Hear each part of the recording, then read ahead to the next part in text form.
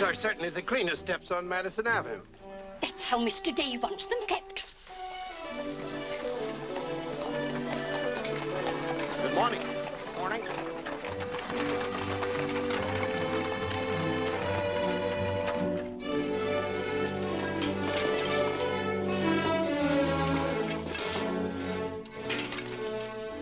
You're new here, aren't you? Just this morning.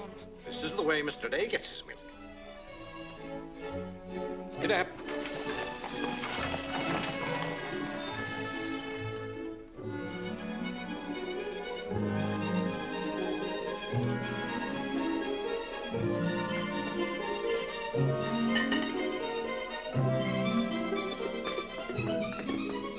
Annie, be careful of this dish. You could burn your hands. And keep the cover on till you're ready to serve them. Mr. Day likes his muffins hot. I'll do that.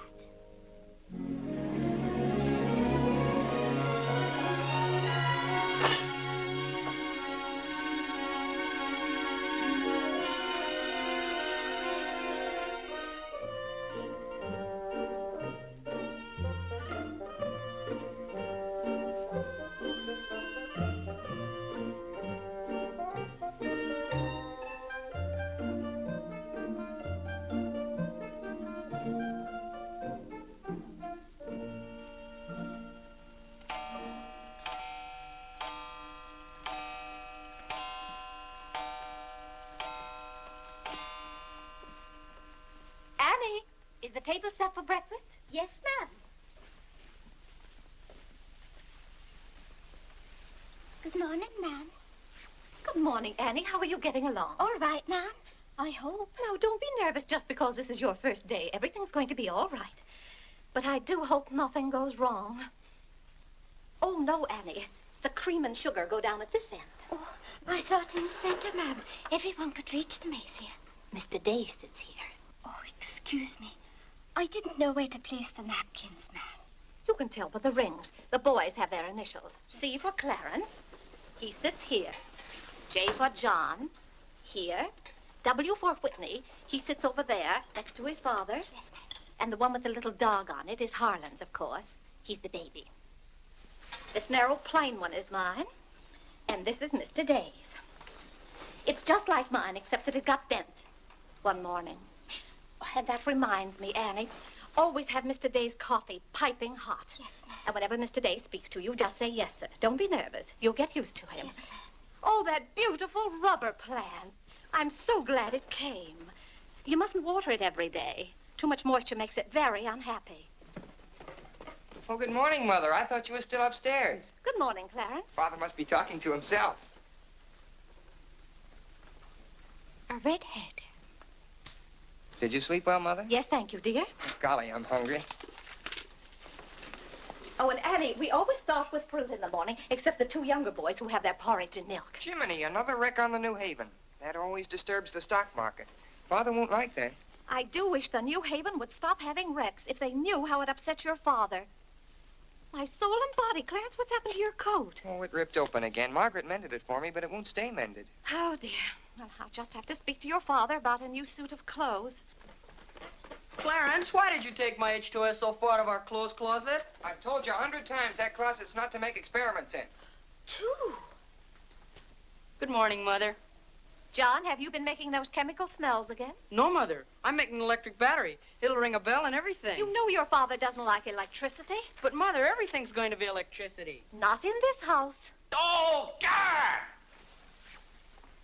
What's the matter, Claire? What's wrong? Where's my necktie? Which necktie? The one I gave you yesterday. It isn't pressed yet. I forgot to give it to Margaret. I told you distinctly I wanted to wear that necktie today. You've got plenty of neckties. Put on another one right away and come down to breakfast. I don't know what this world's coming to. Mother, may I have my breakfast early? I'm going to play baseball. 3. Whitney, before you leave the house, you have to study your catechism. But, Mother, they're going to let me pitch today. Good morning. Who won? The Giants, 7-3. Buck Ewing hit a home run. Let me see. Boys, don't wrinkle the paper before your father sees it. Mother, could you ask me my catechism now? I think I know it. Well, let's see. What is your name? Whitney Benjamin. Who gave you your... Come and help me down, Mother. down, Mom. Good morning, darling. Good morning, Mother. How's your finger? It itches. Good, that's a sign it's getting better. Come along. Oh. Let's see, what was I doing? Oh, yes, the catechism. Who gave you your name? My sponsors at baptism, wherein I was made a member of Christ, the child of God, and an inheritor of the kingdom of heaven. Mother, if I hadn't been baptized, wouldn't I have any name? Not in the sight of the church. What did your sponsors then for you? They did promise and vow 3 things in my name. First, that I should renounce the devil and all his works, the pomps and vanity of this wicked world, and all the sinful lusts of the flesh. And secondly, that I believe all the articles of the Christian faith. And thirdly, that I should keep God's holy will and commandments and walk in the same all the days of my... Good morning, boys. Good morning. Good morning, Morning, Father. Father. Morning, Vinnie. Have a good night? Yes, thank you, Claire. Good. Sit down, boys. What's that thing doing in here? Claire, that's our new rubber plant. Place for rubber plants is on the equator. Take that object out, Catherine. You're not Catherine? No, sir. Good. Never liked Catherine anyway. Thank you, Clarence. Put it somewhere else, Annie, but not too near a window. Sit down, Harlan. Thank you, dear.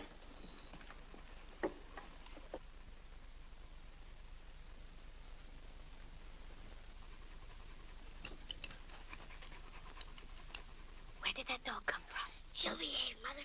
I've talked to her. What did you say? Claire, that new suit looks very nice. You blasted tight. You put on a little weight, dear. I weigh just the same as I always have. Well, Clarence has just managed to ruin the only decent suit he has.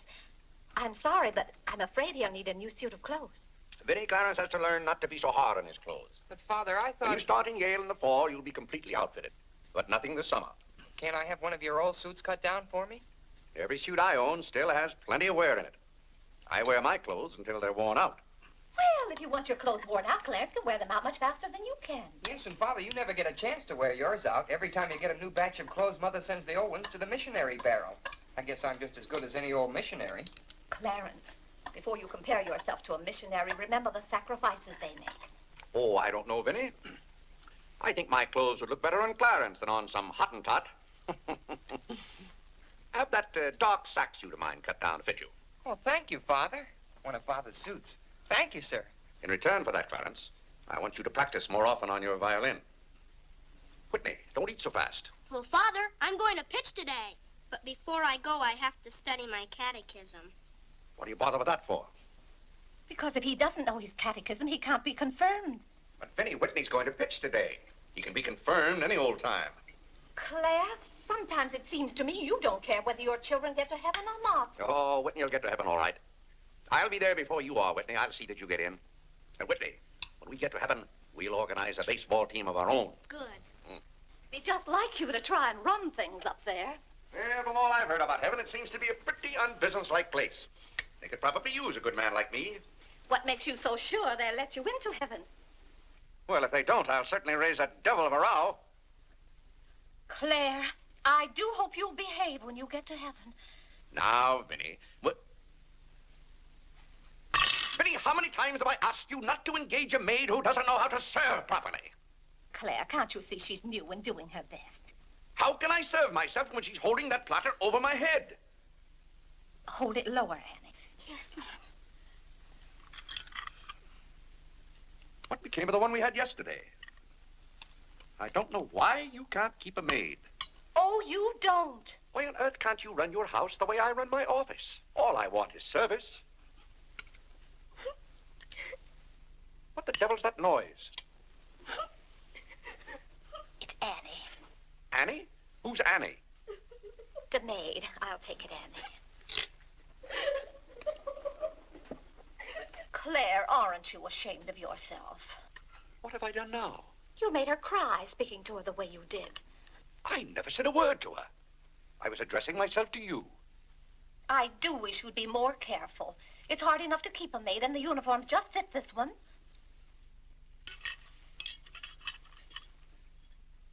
What's the matter, Claire? What's wrong?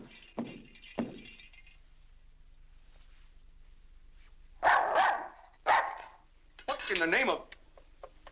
Well, Where did you come from? Who do you belong to? She's mine, Father. Her name is Princess. Looks more like a prince to me. What's wanted? Margaret, this bacon's good. Oh, Well, it's good. yes, sir. Harlan, how's that finger? Come here, let me see it. Yes, Father. Ah, yes, that's healing nicely. I guess you'll know the next time that cats don't like to be hugged. It's all right to stroke them, but don't squeeze them. Now go back and finish your oatmeal. I don't like oatmeal, Go on and finish it. It's good for you. but I don't like it. I'll tell you what you like and what you don't like. You're not old enough to know about such things. You've no business not to like oatmeal. It's good. I hate it. That's enough. We won't discuss it. Eat that oatmeal at once.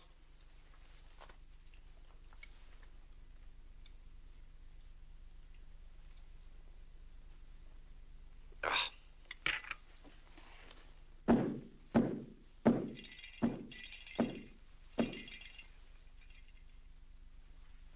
John, that letter's for your mother. I finished my oatmeal, Father. May I be excused? Yes, Whitney, you may go. It's a good game. I will. Whitney? Yes, Mother. My catechism. Never mind this morning, darling. Run along. Thank you, Mother. What's wanted? Margaret, what is this? Coffee, sir. It is not coffee. You couldn't possibly take water and coffee beans and arrive at that. It's slops, that's what it is. Slops. Take it away. I come down to this table every morning hungry. Well, if you're hungry, Claire, why aren't you eating your breakfast? I am. Aunt Judith wants me to come up and visit her. Now, Vinnie, I want no more relatives in this house. We are going to live here by ourselves, in peace and comfort. Claire, I was saying Aunt Judith wants me to visit her. Oh. Eat your oatmeal, dear. Now, what on earth is this? Dear friend Day, we are assigning you the exclusive rights to Staten Island for selling the Gem Home Pop-Up of popcorn. I think that's for me, Father. But then why isn't it addressed to Clarence Day, Jr.? Oh, it is. I wouldn't get mixed up in popcorn, Clarence. It's too indigestible. Confound it, another wreck on the New Haven. If you please, ma'am, there's $1 due on a package. It's from Lewis and Conger's. Oh, yes, those kitchen knives I ordered. Make a memorandum of that, Vinnie. $1, and whatever it was for. Of course, Claire. I must have a record of what is spent running this house. I've never understood what good a record is after the money's gone. There's just $1, Margaret. Vinnie, this house must be run on a business basis. Of course, dear. That's what the household accounts are for. Oh, Claire, it's 8:30. You don't want to be late at the office. Plenty of time. Annie, clear the table now. Yes, Ma'am, I'll do that. Clarence, John, Yes, Mother? you boys go up and move the small bureau from my room into yours. Who's coming? Cousin Cora, and she's bringing a friend with her, a young girl. A girl? You'll have to help entertain her, Clarence. Oh, Mother, do I have to? Wait till Father finds out we've got visitors. There'll be a rumpus. John, don't criticize your father. He's very hospitable. After he gets used to the idea. I like coffee, I like tea, I like the girls, and the girls like me. Well, I don't like girls, and they don't like me. Oh, God! Go on, boys, go on. What's the matter, Claire? What's wrong? How did that get in this room? Now, Claire, how was the new maid to know? Keep that abomination out of here. All right, I'll take it. Oh, Claire, dear, I'm afraid I'm going to need some more money. You were complaining about the coffee this morning. Well, that nice French drip coffee pot is broken, and you know how it got broken. Yeah, never mind that, Vinnie. As I remember, that coffee pot cost $5 and something. I'll give you $6. When you get it, Vinnie, enter the exact amount in the ledger. Of course, Claire. We can't go on month after month having the household accounts in such a mess. No, and I've thought of a system that will make my bookkeeping perfect. Well, I'm certainly relieved to hear that. All we have to do is open charge accounts everywhere, and the stores will do my bookkeeping for me. Now, wait a minute, Vinnie. Then, when the bills come in, you'd know exactly where your money had gone. Yes, I certainly would. Vinnie, we get enough bills as it is. Claire, dear, don't you hate those arguments we have every month?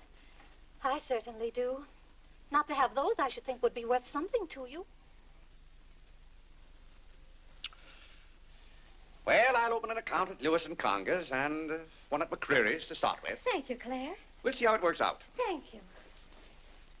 Oh, The rector's coming to tea today.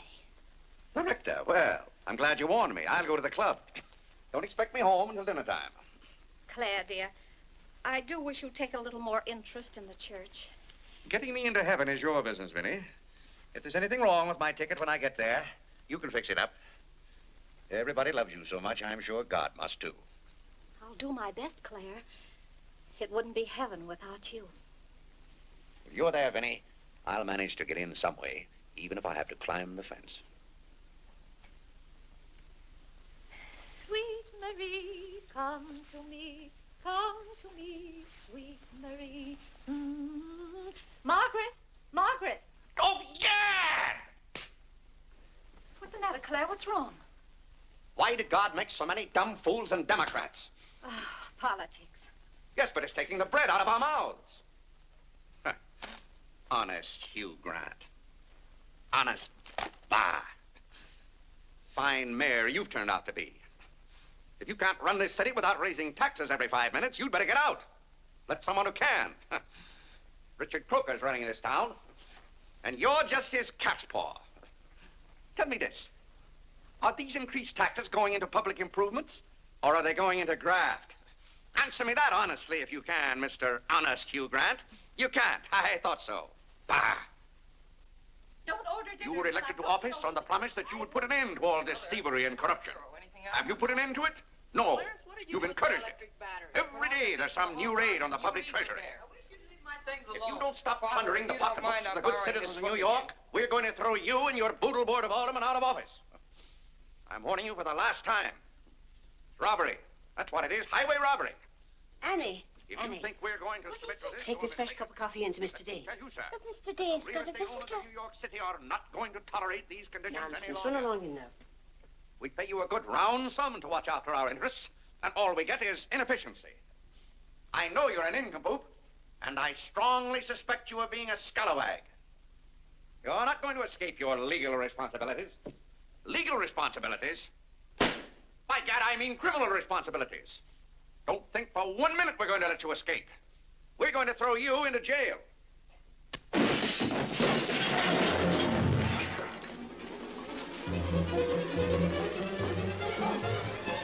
Annie, are you hurt? He can't throw me into jail. Vinnie? Vinnie, why can't I have quiet here in the morning? Claire, what happened? It sounded to me as though that maid dropped a whole tray of dishes. Yes, but what did you say to her? Say to her? I haven't seen her since breakfast. I better get to the office. Oh, yes, Claire, you don't want to be late. I'll be home in plenty of time for dinner. Why don't we have chicken fricassee tonight? Well, Claire, chicken's gone up. It's 8 cents a pound.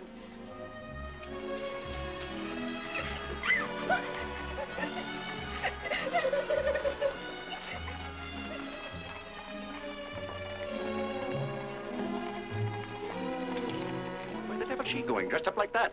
Claire, you've done it again. How could you? Could I what? Can't you see she's leaving? Dear, I've no time to engage a new maid. We'll have to have dinner out. Dinner out? Nonsense. I'll engage a new maid myself. Claire, you can't. She has to fit the uniforms. I'll have one here in an hour. Goodbye, dear. Bye, Claire. Good morning, Mr. Day. On your way to the office? Yes, Terence. Good morning. Mrs. Day? Good morning, Mr. Day. Jim.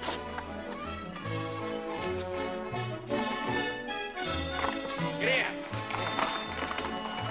Get here.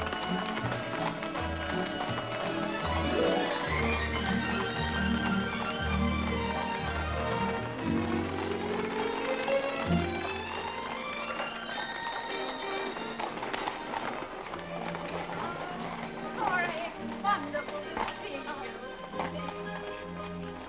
Vinnie, I declare you're getting younger and prettier every year. Oh, this is Mary Skinner. It's Skinner's daughter. My goodness, I never would have known you. Just leave your things out here and come right on in. I've heard my father talk so much about you, Mrs. Day. Did he tell you how he used to dip my pigtails in the inkwell at school? What's the news in Pleasantville, Cora? Oh, Vinnie, I have so much to tell you. We wrote you that Aunt Carrie broke her hip. Yes. That was the night that Robert Ingersoll lectured. Of course, she couldn't get there, but it was a good thing for Mr. Ingersoll she didn't. How do you do, Cousin Cora? Oh, Clarence, my. Oh, no, Cora, this is John. John, why, how you've grown. You'll be a man before your mother. John, this is Mary Skinner. How do you do? How do you do? Vinnie, everybody in Pleasantville sends their love. Oh. Grandpa Ebbets, Cousin Edith, Aunt Hattie, the Taylors, oh, just everybody. Cora, how Vin. is Grandpa Ebbets? Oh, he hasn't been at all well. You know he only has one kidney, and that's floating. How do you do, Cousin Cora? I'm glad to see you. This can't be Clarence. Yes, it is. My. My goodness, every time I see you boys, you've grown another foot.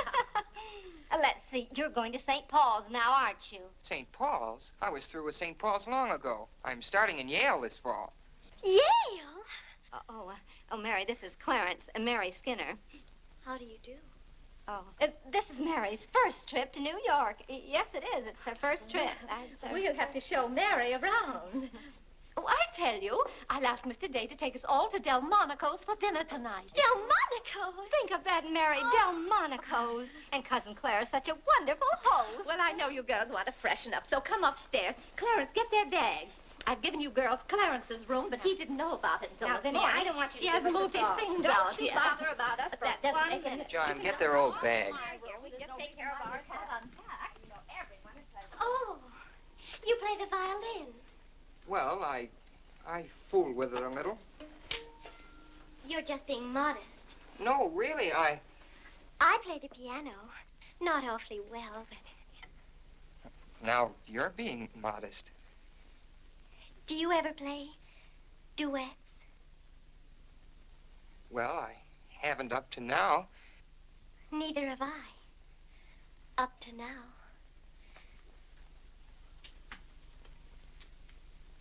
Cora didn't tell me about you.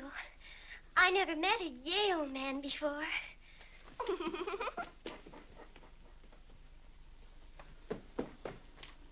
What's happened to you?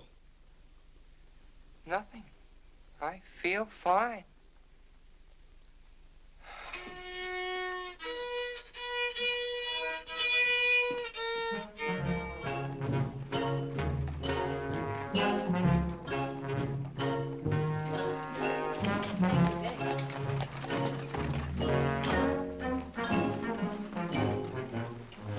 Where do you keep them? Do you wish a domestic servant? Where do you keep them? I will take your name and address. Confound it, I'm late at the office now. If you will give me the details as to what kind of person you require. I'm asking you where you keep them. Why, the girls are in there, but clients are not allowed in that room. If you will tell me the kind of a position you wish to have filled, I will be very glad to...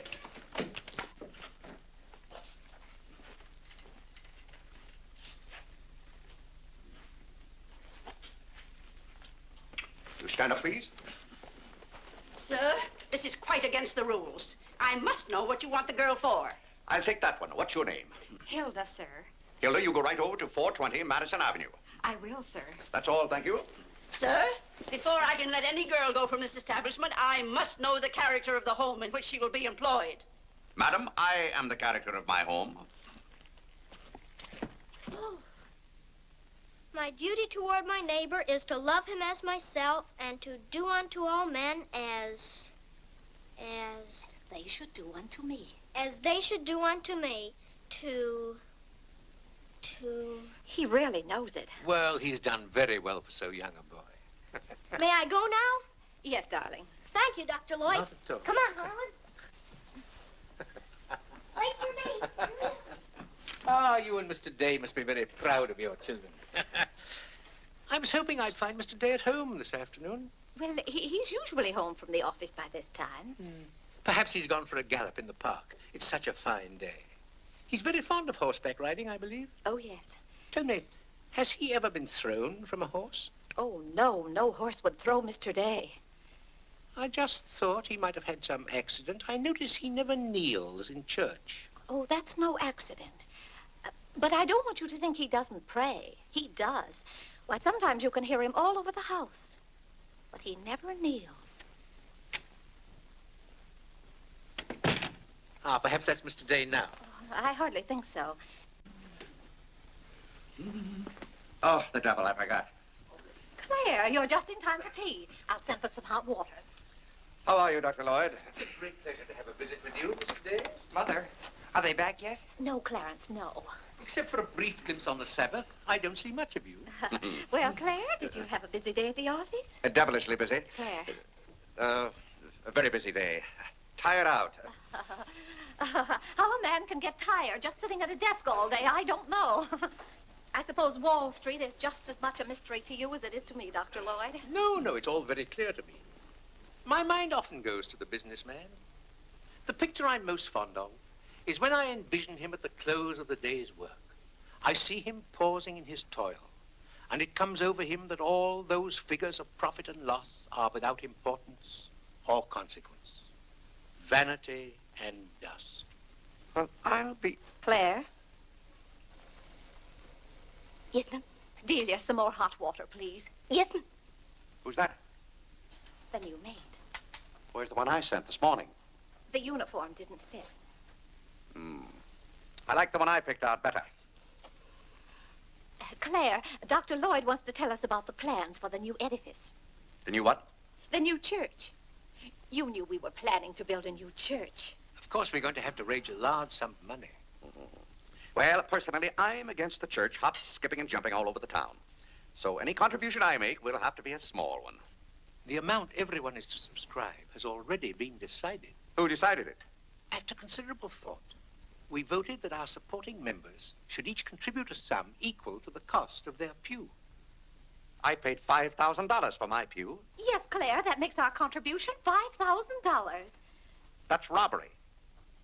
Do you know what that pew was worth today? $3,000. That's what the last one sold for. I've taken a dead loss of $2,000 on that pew already. Frank Baggs sold me that pew when the market was at its peak. He knew when to get out. And I'm warning you, Vinnie, if the market ever goes up, I'm going to unload that pew. Clarence Day, how can you speak of the temple of the Lord as though it was something to be bought and sold on Wall Street? Now, Mrs. Day, your husband is a practical man. We've had to be practical about the new church. We have all the facts and figures. Oh? What's the property worth where we are now? Oh, let's see. Is it $40,000? I know the figure has a 4 in it. What's the new piece of property going to cost you? I think the figure I heard mentioned was $85,000. Or was it $185,000? Dr. Lloyd, you preach that someday we'll all have to answer to God. We shall indeed. Well, I hope God doesn't ask you any questions with figures in them. Mrs. Day is in the living room. Thank you. It's Cousin Cora. She's passing through town. Well. Oh, hello. Hello. Hello. Thank you for helping me. Come, Mary. Oh, Vinnie, what a day. We've been in every shop in town. Why, Cousin Claire. Cora! My. You're as welcome as the flowers in May. This is Mary Skinner, Mr. Day. How do you do? I've been telling Mary all about you. She's been dying to meet you. Well. Dr. Lloyd, I want you to meet my favorite cousin, Miss Cartwright. How do you do? And this is Mary Skinner. Miss Skinner, Dr. Lloyd. How do you do? How do you do? This seems to be a family reunion. I'll just run along. Goodbye, Dr. Lloyd. Goodbye, Miss Cartwright. Goodbye. Goodbye. Oh, Clarence, you haven't said how do you do to Dr. Lloyd. Goodbye, Dr. Lloyd. Goodbye, everybody. I'll go to the door with you, Dr. Thank Lloyd. you, and thank you so much for the tea. Those muffins were delicious. And Who did you say this pretty little girl is? She's Ed Skinner's daughter. This is Mary's first trip to New York. Oh, sit down, sit down. Have some tea. We had tea downtown. Oh, never mind then. Delia. Delia, sit down, sit down.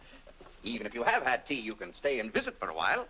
As a matter of fact, why don't you both stay to dinner? That's all arranged, Claire. Cora and Mary are going to have dinner with us. Fine, fine. Of course, you just have to take potluck. Well, I'd hardly call it pot. Claire, did you know the girls are going to visit Aunt Judith in Springfield for a whole month? Fine. Now, how long are you going to be in New York, Cora? All week. Splendid. We'd hope to see something of you. Well, you certainly will. Cora, did you find anything you wanted in the shop? Oh, I can't wait to show you. Oh, but I'm afraid some of these packages can't be opened in front of Cousin Claire. Shall I leave the room?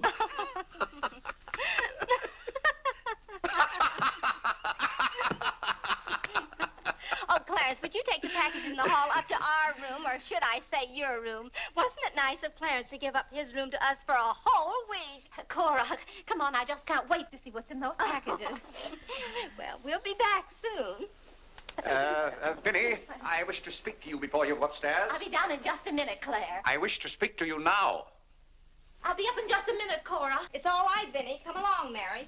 Are those two women encamped in our house? Now, Claire. Answer me, Vinnie. Now, Claire, you know... Answer me! Just a minute. Clarence.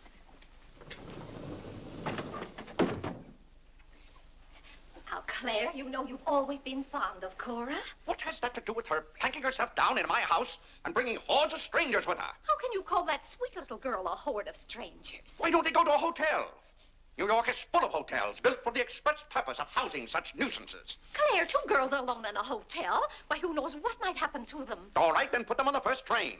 They want to roam with the gypsies? Lend them a hand. Keep them roaming. But, Claire, they're just staying in that little room of Clarence's. The trouble is they don't stay there. They stay in the bathroom. Every time I want to take my bath, it's full of giggling females, washing their hair. I tell you, I won't have it. Send them to a hotel. I'll pay the bill gladly, but get them out of here. Father, I'm afraid they can hear you upstairs. Then keep those doors closed. Clarence, you open those doors. Open them all the way. Now, Claire, you be quiet and behave yourself. They're here, and they're going to stay here. That's enough, Vinnie. I want no more of this argument.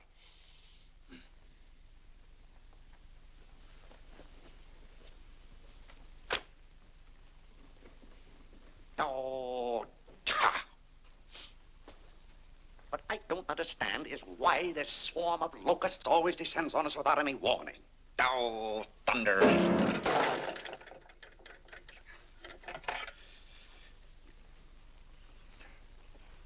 Vinnie. Dear Vinnie.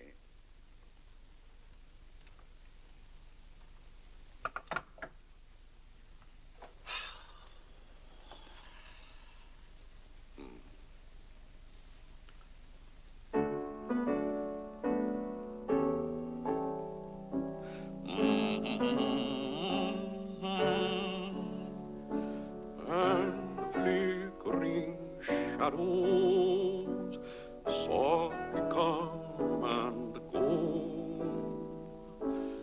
Though my heart be weary. Father, may I go along with the rest of you to Delmonico's? What's that, Delmonico's? You're taking Mother, Cousin Cora, and Miss Skinner to Delmonico's for dinner tonight. Oh, Gad! I won't have it. I won't have it. I will not have my life arranged for me. I bought this house for my own comfort. I will not submit myself to this indignity. Now, Claire, what's the matter? I won't stand it. By heaven, I won't stand it. Clarence. Do I understand that I am not permitted to have dinner in my own home? Oh, Claire, a little change will do you good. I have a home to have dinner in, and any time I can't have dinner at home, this house is for sale. Well, Claire, you can't have dinner here tonight because it isn't ordered. And besides, Cora and Mary want to see something of New York. Well, that's no affair of mine. I am not a guide to Chinatown and the Bowery. Oh, Mr. Day, I just love your house. I could live here forever.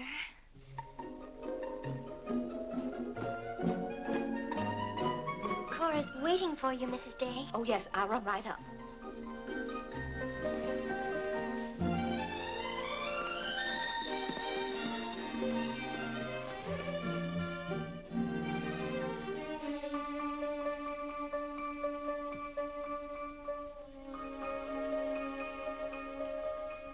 I'm glad you like our house, Miss Skinner. I like it very much, Mr. Day. Praise from a stranger is approbation indeed. At home, our living room is green. I like green. I like green, too. Red's my favorite color. It's an interesting thing about colors. Red's a nice color in a house, too, but outside, too much red would be bad. I mean, for instance, if all the trees and the grass were red. Outside, green's the best color. That's right. I never thought of it that way. But when you do think of it, it's quite a thought. I bet you make your mark at Yale. Oh. My mother wants me to go to college. Do you believe in girls going to college? I guess it's all right if they want to waste that much time. Before they get married, I mean. I'm glad you're fond of music, Mr. Day. Oh, hello. Look, a new youth companion. John enjoys the youth's companion. John.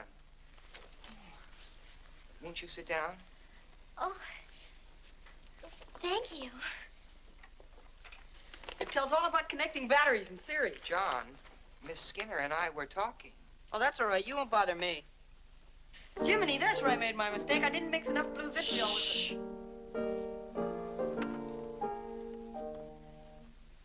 Oh, don't stop. Can you play that? I'm afraid not. Can you play Sweet Genevieve? That's my favorite. Not without my music.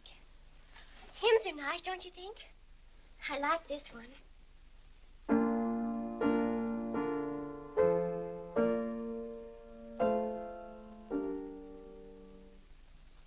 That's funny.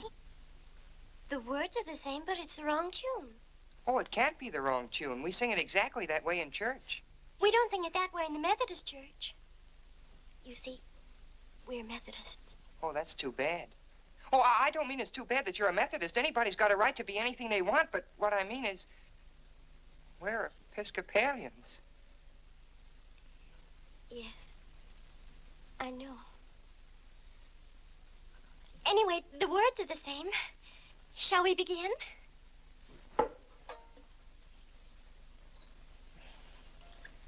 Now.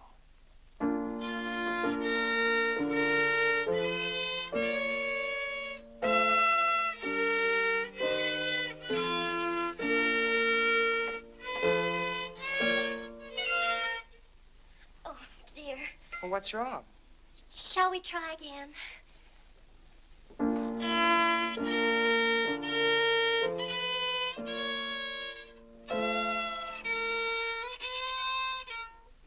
It must be my fault. Oh, no, it's my fault. No, you're the Episcopalian.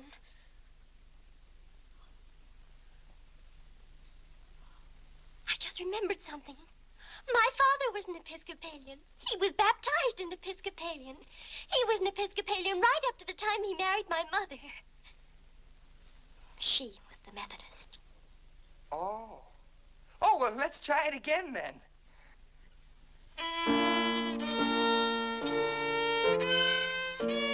Well, Clarence, if you're going to Delmonico's with us, you'd better get dressed. Am I going to? Jiminy. Thank you, Father. Be ready in just a minute, Mother. Vinnie, that young lady looks about the same age you were when I came out to Pleasantville to rescue you. Rescue me? You came out there to talk me into marrying you. It worked out just the same. Ah.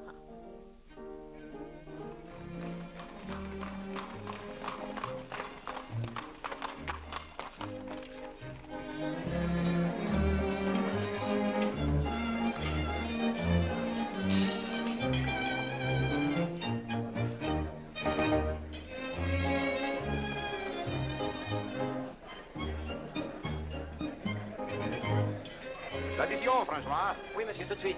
Louis, l'addition pour monsieur Day. Oui, monsieur. Alors, vite, vite, tout de suite. Alors, vite, vite, tout de suite. Cette sauce diable était délicieuse. Merci, monsieur. Je suis content que monsieur soit satisfait. Merci, monsieur. Bon. French? Oui. No cooking like the French. Claire, it was so nice of you to invite Cora and Mary here their first night. It's been a pleasure. Mr. Day, have you always been an Episcopalian? I've always gone to the Episcopal Church, yes. But you weren't baptized a Methodist or anything, were you? You were baptized an Episcopalian?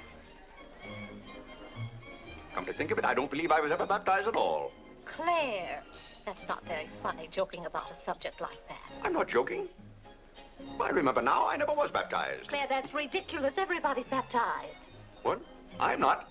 No one would keep a little baby from being baptized.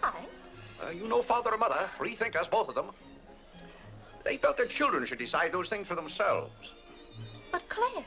I remember when I was 10 or 12 years old, Mother said I ought to give some thought to it, but I never got around to having it done to me.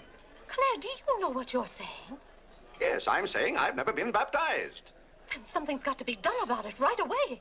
Now, Vinnie, don't get excited over nothing. Why haven't you ever told me? Well, what difference does it make? I've never heard of anyone who wasn't baptized. Even the savages in darkest Africa. Well, it's all right for savages and children. But if an oversight was made in my case, it's too late to correct it now.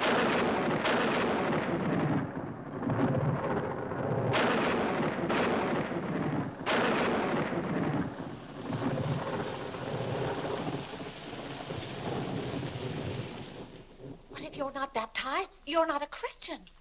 Why, confound it, of course I'm a Christian. A mighty good Christian, too. A lot better Christian than those psalm singers in church. But you can't be if you won't be baptized. I won't be baptized, and I will be a Christian. I'll be a Christian in my own way.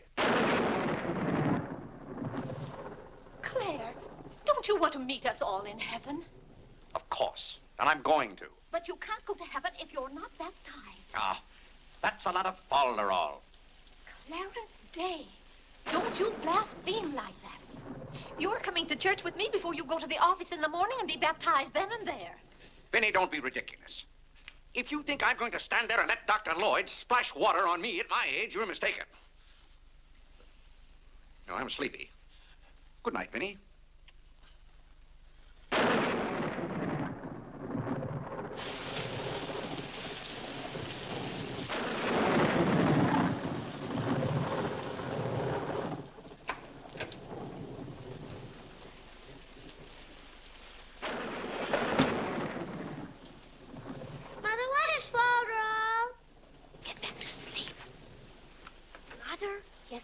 If Father hasn't been baptized, he hasn't any name.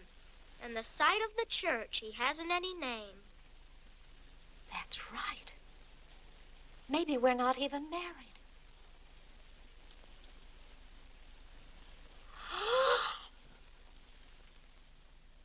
We, thine unworthy servants, do give thee most humble and hearty thanks for all thy goodness and loving kindness to us and to all men. We bless thee for our creation, preservation, and all the blessings of this life. But above all, for thine inestimable love in the redemption of the world by our Lord Jesus Christ.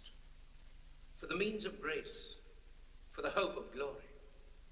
And we beseech thee, give us that due sense of all thy mercies, that our hearts may be unfeignedly thankful, and that we show forth thy praise, not only with our lips, Tell Clarence to kneel.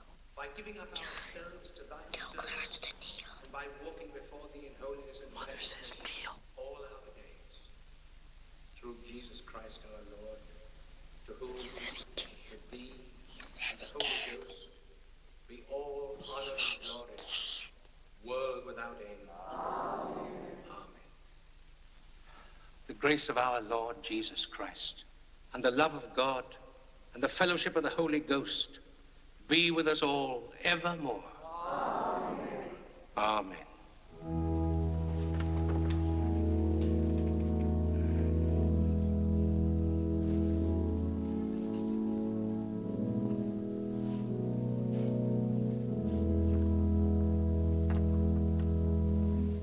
And so, my friends, what comfort and security it gives us when we have reached the age of understanding to know that the rite of baptism has not been neglected in our infancy or youth.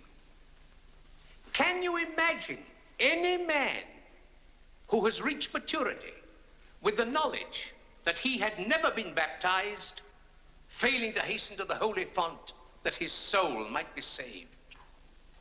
As it says in the baptismal office, except a man be born of water and of the Spirit, he cannot enter into the kingdom of God. He that believeth and is baptized shall be saved, but he that believeth not shall be damned. What's that follow up to? He can't be. Which also showeth us the great benefit we reap thereby. He that is baptized showeth great benefit. But he that believeth not cannot enter into the kingdom of God. Says, for the promise is to you and to your children. Doubt ye not, therefore, but earnestly believe.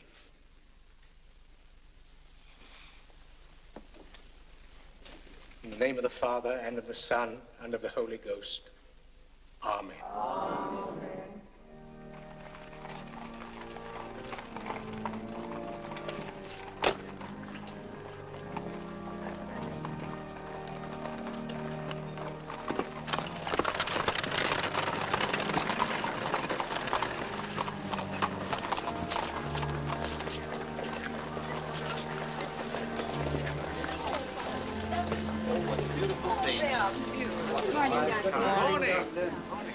This is William Tyler Wickersham.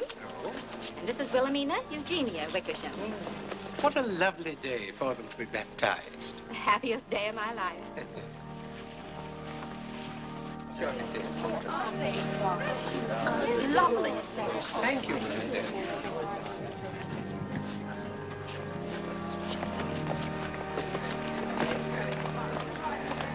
Claire, you know I didn't ask Dr. Lloyd to do that. You must have said something. Well, I had to find out from him if we were really married. I am married and I'm not baptized. And as far as I'm concerned, the whole congregation can know it. They certainly know it now.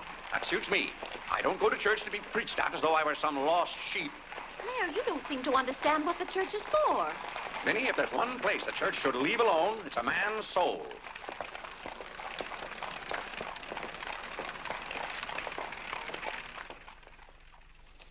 Well, he's going to be baptized, Cora. You mark my word. I just couldn't go to heaven without Claire. Why, I get lonesome for him even when I go to Ohio. It's awfully hard on a woman to love a man like Claire so much. Oh, men are so aggravating. They take everything for granted. They certainly do. You know, I don't believe Claire has come right out and told me he loves me since we've been married. Of course, I know he does because I keep reminding him of it. You have to keep reminding them, Cora. Vinnie, the table isn't set for dinner yet. I'll be back in a minute, Cora. We're having it after Cora and Mary go to the train. Their cab's coming at 1 o'clock. Cab? The horse cars go right past the door. But, Claire, they have those heavy bags. Cabs are a waste of money. Well, if dinner's going to be delayed, I'll work on this month's bills. Where are they? Now, Claire, it isn't fair to go over the household accounts when you're hungry. Vinnie, where are those bills? They're in the library on your desk. I didn't know dinner was going to be late. No one ever tells me anything in this house. Back home, I ride all the time. I love horses. The horse is my favorite animal. Well, goodness, where have you two been? Clarence wanted to show me his grandfather's house. You'll have to hurry and finish your packing. It won't take me long. Can I help you pack? Clarence! Clarence? Why didn't you kneel in church today? I just couldn't. If it's because your father doesn't kneel, you must remember he wasn't brought up to kneel in church. But you were. Has it anything to do with Mary? I know she's a Methodist. Oh, no, Mother. Methodists kneel. Mary told me. They don't get up and down so much, but they stay down longer. Clarence, you want to kneel, don't you? Oh, yes, I wanted to kneel today. I tried. You saw me try, but I just couldn't. Is that suit of your father's too tight for you? No, it's not too tight. Well, what is it? Mother, very peculiar things have happened to me since I started to wear this suit. I can't seem to make these clothes do anything Father wouldn't do. Oh, that's nonsense, Clarence. And not to kneel in church is a sacrilege. Making Father's trousers kneel seemed more of a sacrilege. Clarence! Do you know what happened at Dora Wakefield's party for Mary last night? We were playing musical chairs, and some girl sat down suddenly right on my lap. Well, I jumped up so fast she almost got hurt. She was sitting on Father's trousers. Oh, Mother, I've got to have a suit of my own. My soul and body. Well, you'll just have to talk to your father about it. I'm sure if you approach him the right way, you know, tactfully, he'll see. Oh, excuse me. Gracious. It didn't take you very long. Well, I'll see about your box lunch for the train. Remember, it's Sunday.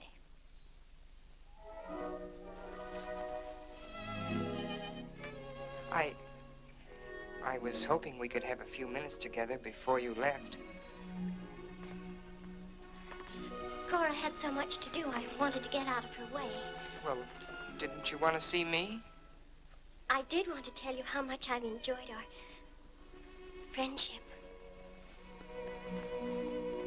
Oh, hello. Mother told us to sit in the living room till dinner's ready. Not on the best sofa. Hello.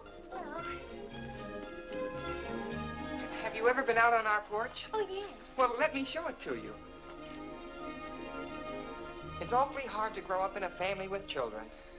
My, I've never known a week to pass so quickly. Why, Yes? Yes? Yes? You're going to write me when you get to Springfield, aren't you? Of course. If you write me first. But you'll have something to write about. Your trip and Aunt Judith and how things are in Springfield. You write me as soon as you get there. Maybe I'll be too busy. Maybe I won't have time. Well, you find the time. Let's not have any nonsense about that. You'll write me first and you'll do it right away, the first day. How do you know I'll take orders from you? Well, I'll show you. Give me your hand. Why should I? Give me your hand, confound it. What do you want with my hand? I just wanted it. What are you thinking about? I was just thinking. About what? I was hoping you'd write me first, because that would mean you liked me. Well, what's my writing first got to do with liking you? You do like me then. Of course I do. I like you better than any girl I ever met. But you don't like me well enough to write first. Well, I don't see how one thing's got anything to do with the other. But a girl can't write first because she's a girl. Well, that's nonsense. If a girl has something to write about and a fellow hasn't, there's no reason why she shouldn't write first. You know, the first few days I was here, you'd do anything for me. And then you changed. You used to be a lot of fun. Then all of a sudden you turned into an old sober sides. Why, you even dress like an old sober sides. What's the matter? I just happened to remember something. What? Oh, I know. It's because this is the last time we'll be together. Mary, please. But, Clarence, we'll see each other in a month when I come back. Oh, Clarence, please write me first, because that'll show me how much you like me. Please. I'll show you how much I like you.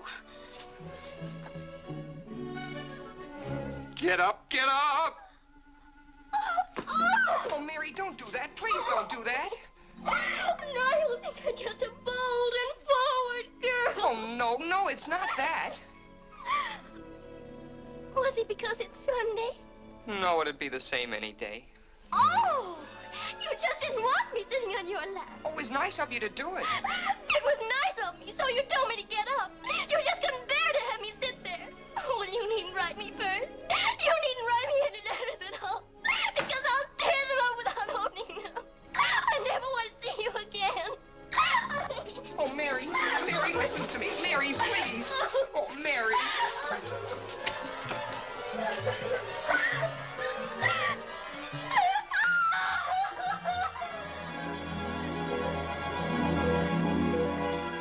Clarence! Yes, Father? That young lady's crying. She's in tears. What's the meaning of this? I'm sorry, Father. It's all my fault. Nonsense. What's that girl trying to do to you? Well, no, she wasn't. It was... Well, whatever the quarrel was about, Clarence, I'm glad you held your own. Father, I have to have a new suit of clothes. You've got to give me the money for it. Young man, do you realize that you're addressing your father? I'm sorry, Father. I apologize. But you don't know how important this is to me. A new suit of clothes is so important. Oh, why should... Clarence, has your need for a new suit of clothes anything to do with that young lady? Yes, Father. Why, Clarence. Why, this comes as quite a shock to me. What does, Father? For you are being so grown up. Still, I might have known if you were going to college this fall. Yes, you're at the age when you'll be meeting girls. Clarence, there are things about women that I think you ought to know. Sit down.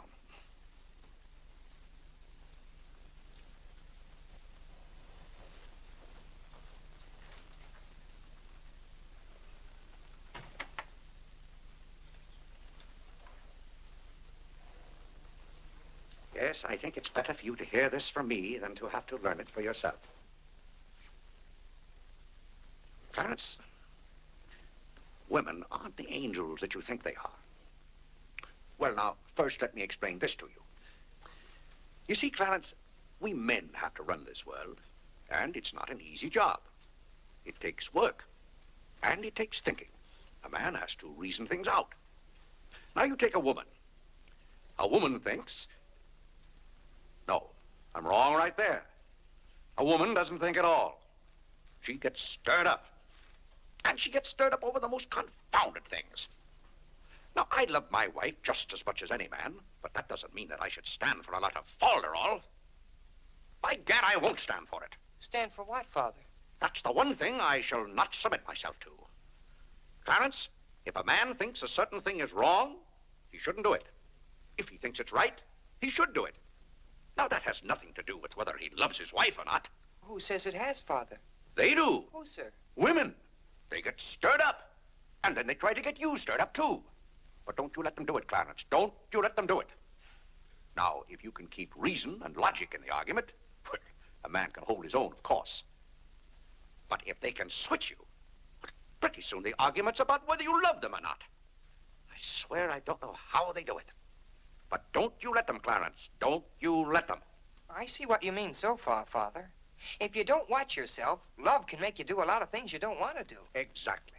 But if you do watch out and know just how to handle women, then you'll be all right. All a man has to do is be firm. You know how sometimes I have to be firm with your mother. Yes, but Father, what can you do when they cry? Well, that's quite a question. You just have to make them understand that what you're doing is for their good. I see. Now, Clarence, you know all about women.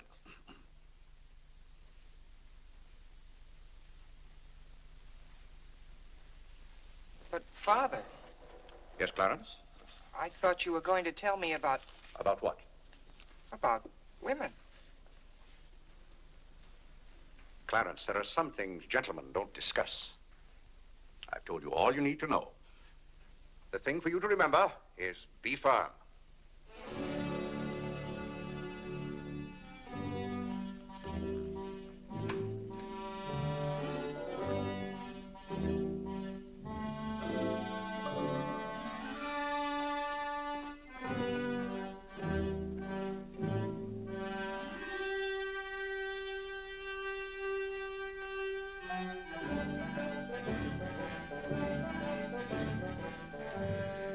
Mary, when you get to Springfield, the very first thing you...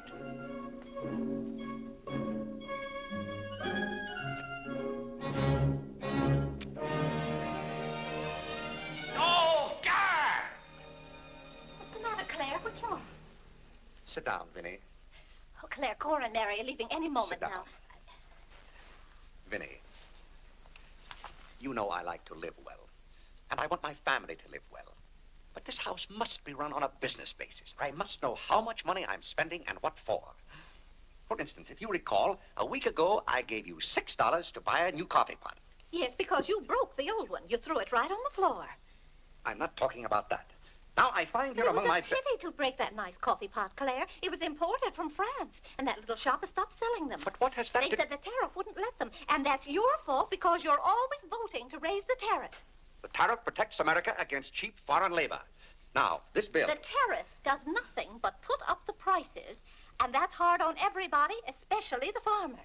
Vinnie, I wish to heaven you wouldn't talk about matters you don't know anything about. I do, too, know about them. Miss Gulick says that every intelligent woman should have some opinion Who, about... may I ask, is Miss Gulick? She's the current events woman I told you about, and the tickets are $1 every Tuesday. Do you mean to tell me that a pack of idle-minded females pay $1 apiece to hear another female gabble about the events of the day? Listen to me if you want to know anything about the events of the day. But you get so excited, Claire. And besides, Miss Gulick says that our president, whom you're always belittling, prays to God for guidance. Vinnie, what happened to that $6? What $6? I gave you $6 to buy a new coffee pot.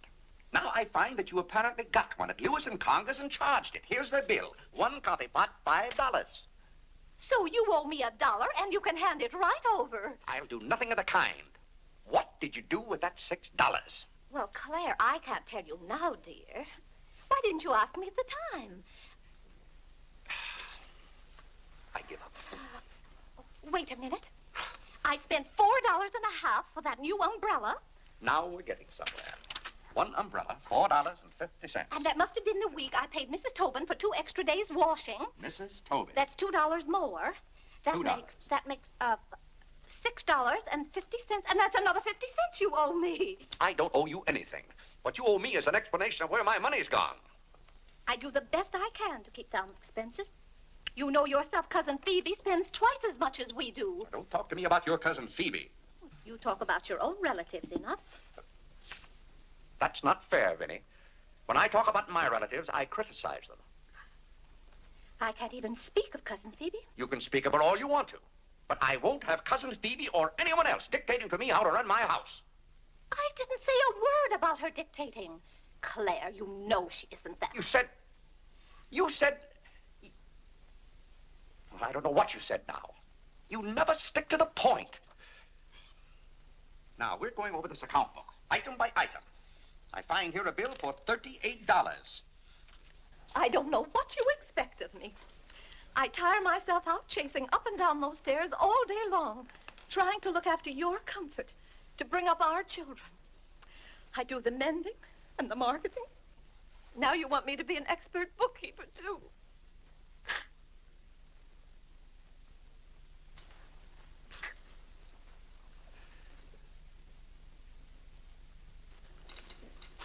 Vinnie, I want to be reasonable, but can't you understand? I'm doing all this for your own good. Oh. Well, I suppose I'll have to go ahead just paying the bills and hoping I've got enough money in the bank to meet them. But it's all very discouraging. I'll try to do better, Claire. Well, that's all I'm asking. Well, I'll make out the checks and sign them. But maybe I haven't any right to sign those checks since in the sight of the Lord I haven't any name. That's right. Claire, to make those checks good, you'll have to be baptized right away. Vinnie, the bank doesn't care whether I've been baptized or not. Well, I care. And no matter what Dr. Lloyd said, I'm not sure we're really married. Vinnie, we have 4 children. If we're not married now, we never will be. Claire, Dr. Lloyd said this morning. Well, that's all, Vinnie. Hadn't you better go tell Whitney to watch for the cab? Not before you give me that $1.50. What $1.50? The $1.50 you owe me. I don't owe you any $1.50. I gave you money to buy a coffee pot for me, and somehow it turned into an umbrella for you. Why, Clarence Day, what kind of man are you? Quibbling about $1.50 when your immortal soul is in danger. And what's more, All right. All right.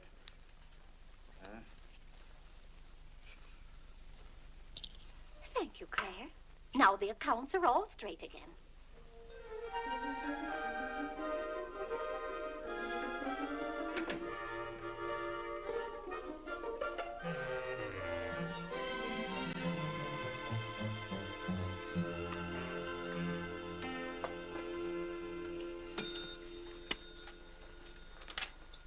What were you doing down there? I'm setting up this new burglar alarm. I invented it myself. Have you got any money you can lend me? No, you owe me 30 cents now. Well, I'll give you my stamp collection and my piece of John Wilkes Booth's finger. How much? Enough to get a new suit of clothes? If you can wait a month till I hear from the patent office in Washington, I may be rich. Well, I can't wait that long. Maybe I could get it sooner. I'm going to look into something else tomorrow. Wanted, an energetic young man to sell household necessity. Liberal commission. Apply 312. What? John, let me have this job. Why should I give you my jobs? They're hard to get. But I've got to get a new suit of clothes. Maybe I could get the job for both of us. I'll ask the man.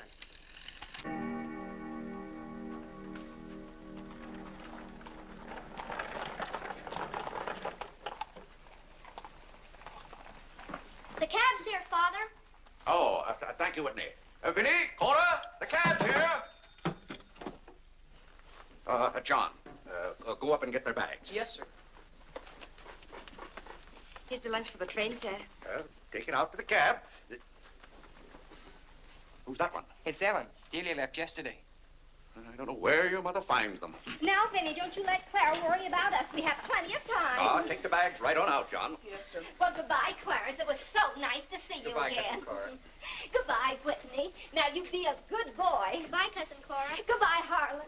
Goodbye. Keep out of mischief. Come along, everybody. Don't keep the cab waiting. Cabs cost money. If there's one thing Mr. Day can't stand, it's to keep a cab waiting. If there's any waiting to do, there's a waiting room at the Grand Central Depot just for that. Mary, aren't you even going to shake hands with me? I don't think I'd better. You may remember that when I get too close to you, you feel contaminated. Mary, you're going to write to me, aren't you? Are you going to write first? No, Mary. There are times when a man must be firm. Mary, Mother says you better hurry out before Father starts yelling. It's Sunday. Goodbye, John. I'm very happy to have made your acquaintance. Thank you. May I help you? No, thank you. Take care of yourself. Goodbye, Mr. Day. Goodbye, Mary. Goodbye, Mrs. Day. I've had a wonderful Goodbye, time. Mary. Bye-bye. Goodbye. Goodbye, Cousin Claire. Goodbye, Cora. Goodbye, Cora.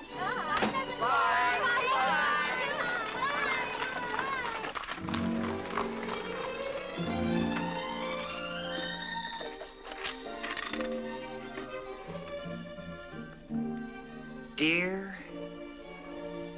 Mary. My duty toward my neighbor is to love him as myself and to do to all men as I would they should do unto me. Has Father gone to the office yet? Come on, let's go to the ball field. I've got to guard this box till John comes back. It's his burglar alarm. It wouldn't work, so he fixed it. We're going to put it back in the dining room after Father goes to the office. Are there burglars around? Everywhere. Oh. To love, honor, and succor my father and my mother. Why do you have to learn that? Because if I don't, I'll go to hell. Father's going to hell. He is not. Yes, he is, because he isn't baptized. He'll go to hell and burn for 1,000 years. He won't. He won't. He'll be in a lake of fire and brimstone, and 1,000 devils with pitchforks will be poking at him. No, Mother, don't let me. Father will hear you. No, I don't. Oh, come on, you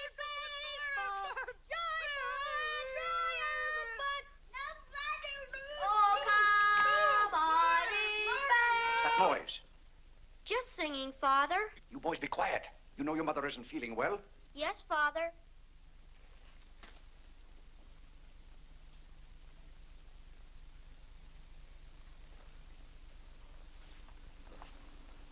What did your mother say? She says she doesn't want any breakfast. Now, why does your mother do that to me? She knows it just upsets my day when she doesn't come down to breakfast. A special delivery, sir. Thank you.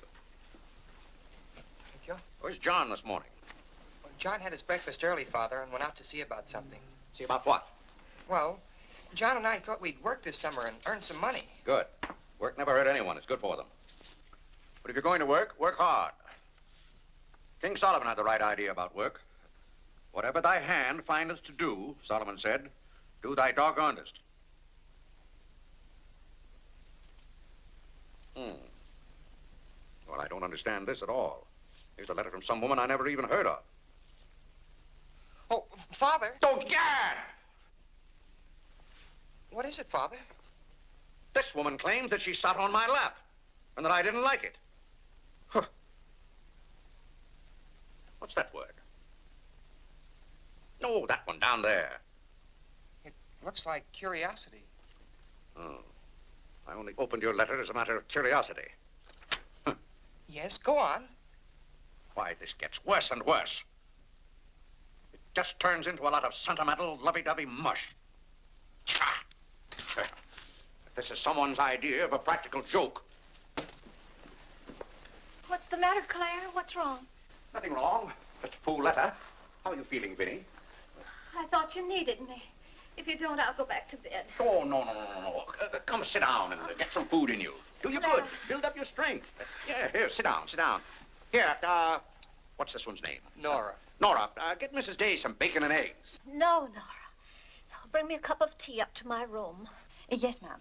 Oh, Vinnie, it's just weak to give in to an ailment. I notice when you have a headache, you yell and groan and swear enough. Well, that's to prove to the headache that I'm stronger than it is. I think I've caught some kind of germ. Some of my friends have had to send for the doctor. The doctor? Oh, poppycock. But Claire, dear, when people are ill, you have to do something. Certainly I have to do something. Cheer them up. That's the way to cure them.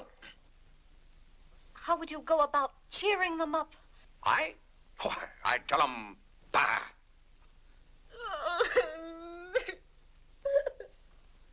What have I done now?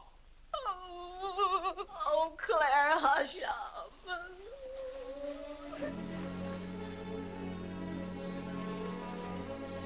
Hey, I didn't mean to upset you.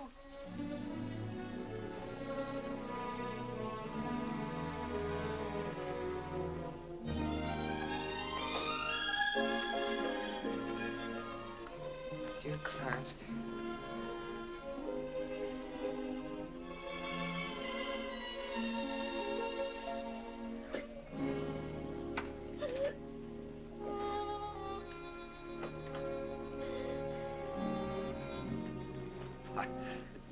I was just trying to help you. You know, when you take your bed, I have a confounded lonely time around here. So when I see you getting it into your head that you're not feeling well, I want to do something about it. But just because some of your friends have given into this, no reason why you should imagine you're ill. Claire, stop. Get out of this house and go to your office.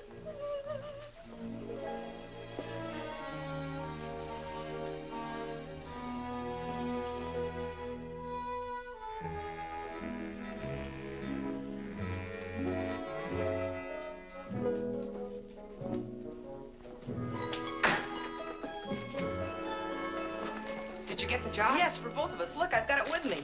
What is it? Medicine. Medicine? You took a job for us to go out and sell medicine? But it's wonderful medicine. Look what it cures.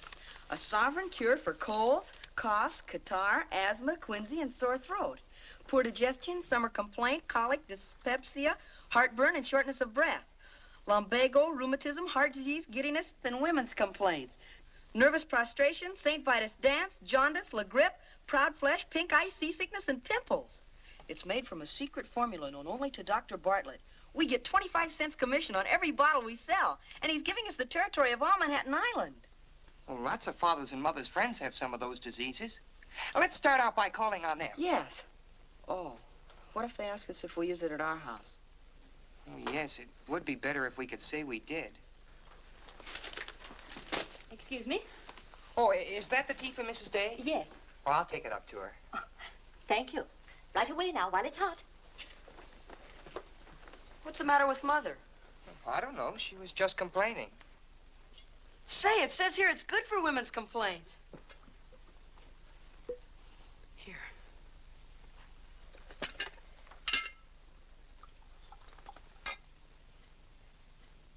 Yes, sir. Chesapeake and Ohio and 8.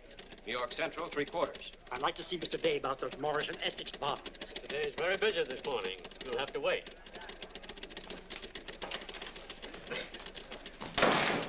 Where's Father? Well, Master Whitney, have you come to pay us a visit? Where's Father? He's busy in his office with a customer. Master Whitney! But, Mr. Day, the president of the firm is... Father, you have to come home right away. What's the meaning of this? Who sent you down here? Your mother? No, sir. Mother's ill. She's terribly ill. Did the doctor send you for me? No, sir. It was Margaret. Margaret? Margaret says you're to come home right away and no nonsense.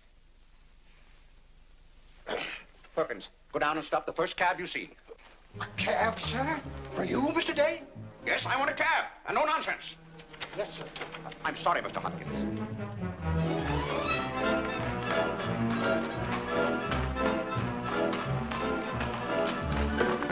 Confound you, can't you go any faster? All right. Get up. Get up there, do you hear me? Get up!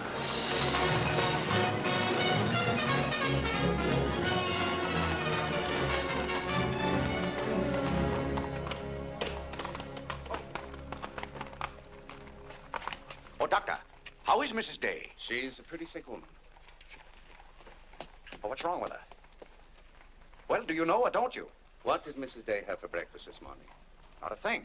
I tried to get her to eat something, and she wouldn't. I can't understand it. Understand what? These violent attacks of nausea. It's almost as though she were poisoned. Poisoned? Let me take your cab. I'll try not to be gone more than 10 or 15 minutes. And, Mr. Day, you're not to go into a room. You'd better get her well. Right away, or you'll hear from me. Turn west on 47th Street. Get up, get up.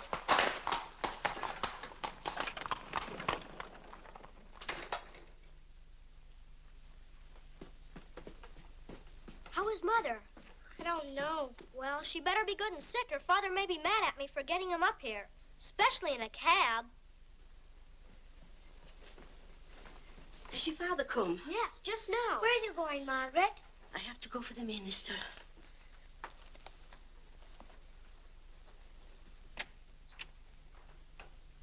I guess the minister's coming to baptize Father, so I won't have to go to hell. You can't be baptized in a house. You've got to have water. We have lots of water. Not the right kind.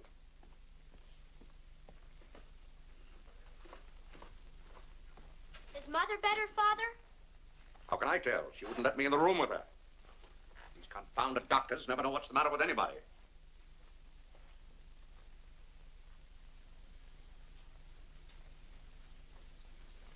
Father, Yes? Mother's going to get well, isn't she? Of course she's going to get well. Father, may we come in? It's lonesome without Mother. Yes, it is, Harlan. It's lonesome. Come in, boys.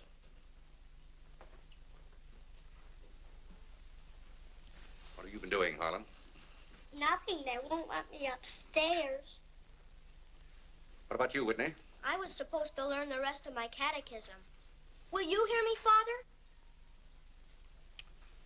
Yes, Whitney, I'll hear you. Start here. How many parts are there in a sacrament?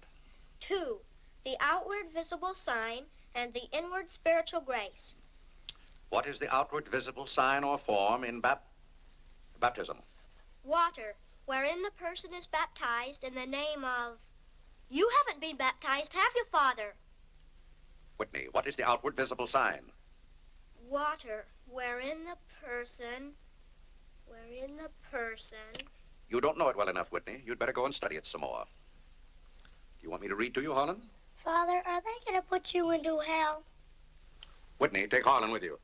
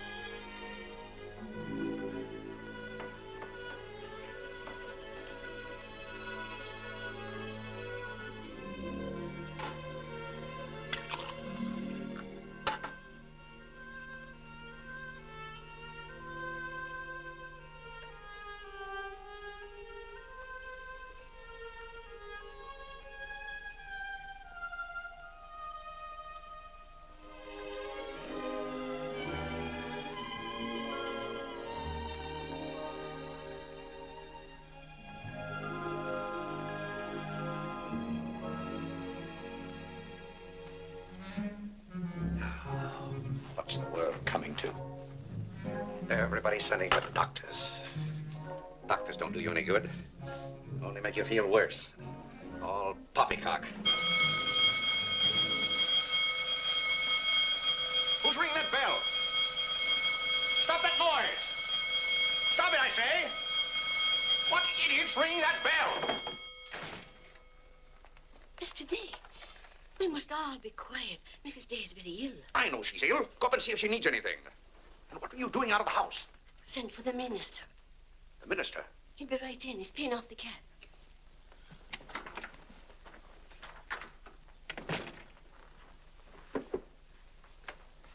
I was deeply shocked to learn the serious nature of Mrs. Day's illness. Will you take me up to her? She's resting now. She can't be disturbed. The doctor will be back in a minute. Mrs. Day has been a tower of strength in the parish. Everyone liked her so much. Yes, she was a fine woman. I wish to heaven you wouldn't talk about Mrs. Day as if she were dead.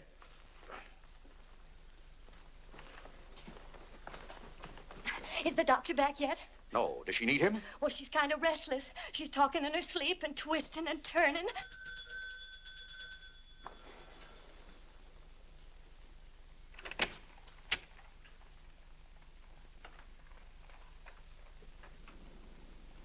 Well, Doctor, it seems to me that was a pretty long 10 minutes. See here, Mr. Day, if I'm to handle this case... How can you handle it if you're out of the house? Who is this? It's Dr. Summers. How do you do? I felt that Mrs. Day's condition warranted my getting Dr. Summers here as soon as possible for consultation. I hope that meets with your approval. Why, yes, of course. Anything that can be done. Upstairs, Doctor. Pardon me.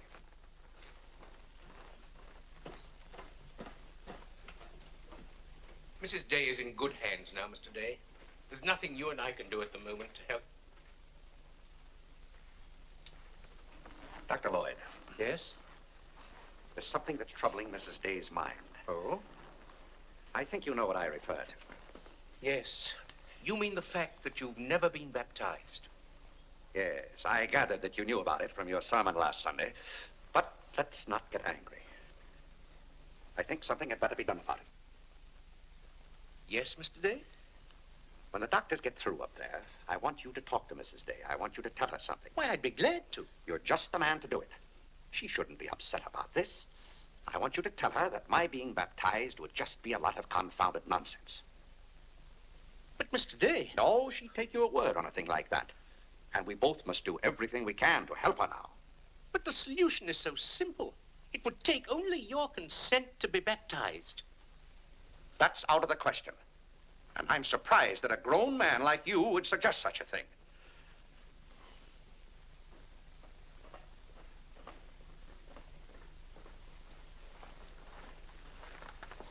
Well, Doctor, how is she? What have you decided? Is there a room we could use for our consultation? Well, yes, my library. Doctor. Well, Dr. Summers, this isn't serious, is it? After we've had our consultation, we'll talk to you, Mr. Day. But surely you Rest assured, Dr. Summers will do everything that is humanly possible. We'll try not to be long.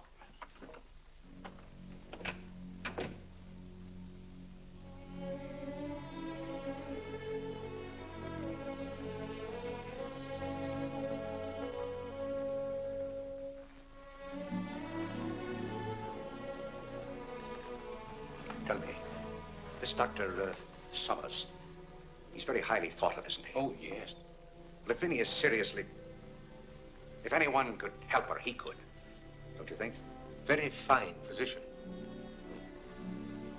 But there is a greater help, ever present in the hour of need. Let us turn to him in prayer. Let us kneel and pray.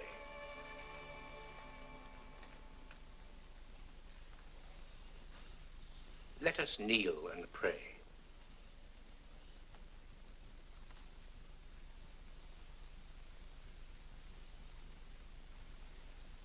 O Lord, look down from heaven. Behold, visit, and relieve this thy servant who is grieved with sickness. Have mercy on her, O Lord. Have mercy on this miserable sinner. Forgive her, and extend thy accustomed She's goodness. not a miserable sinner, and you know it. Oh, God! You know Vinnie is not a miserable sinner. She's a fine woman.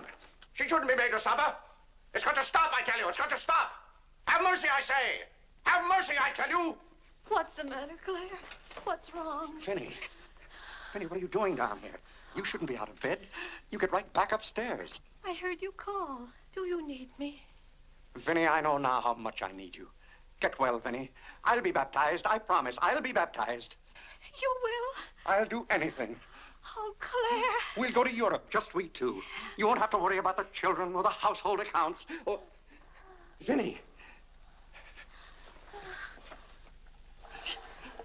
Don't worry, Mr. Day. She'll be all right now. Bless you for what you have done. What'd I do? You promised to be baptized. I did? Oh, Gad!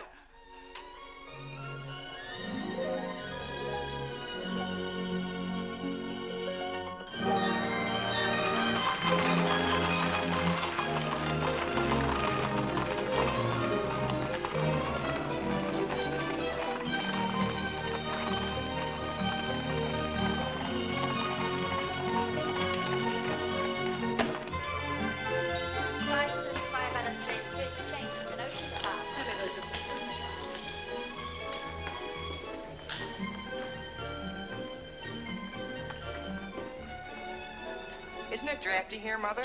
Shall I get your coat, Mother? The No, doctor said thank you you. mustn't take cold. I'm quite comfortable, thank you. Come on now, let's stay together. Holland, don't you get lost again. Aren't the hats lovely this year? Ostrich feathers. You wouldn't wear that hat, would you, Mother? I think that's very pretty. I think they're all pretty. Oh, I do need some pink silk thread.